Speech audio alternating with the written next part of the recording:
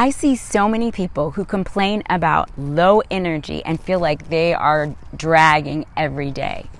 Some people have low energy and they chalk it up to just getting older, but it's usually a sign that something is seriously off. In this video, I'm gonna cover the 3 uncommon ways to reboot your energy.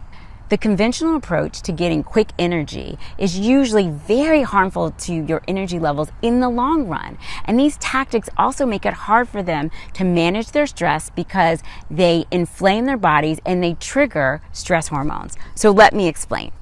People usually turn to caffeine when they want to get more energy, but they don't realize that this is just ramping up their caffeine intake and forcing the adrenal glands into action that can literally overwork them.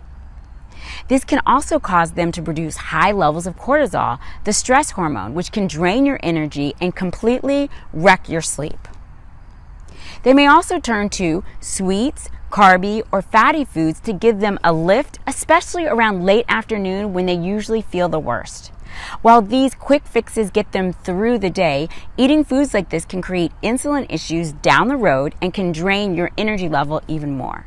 So now these quick fixes, which are poor ways to manage the external stress, can end up ramping up your internal stress.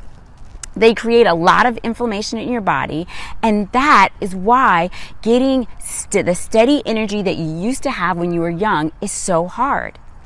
If you want to use food to reboot your energy versus sabotage it, you really have to think about the types of foods that you're eating and the timing.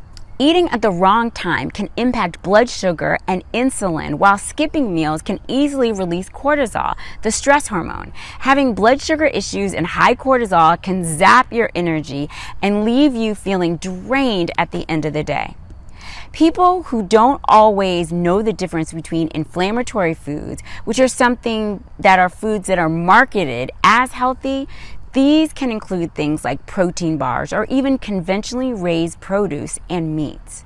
That's why in my program, we go in depth on the anti-inflammatory diet and how to avoid the health food pitfalls.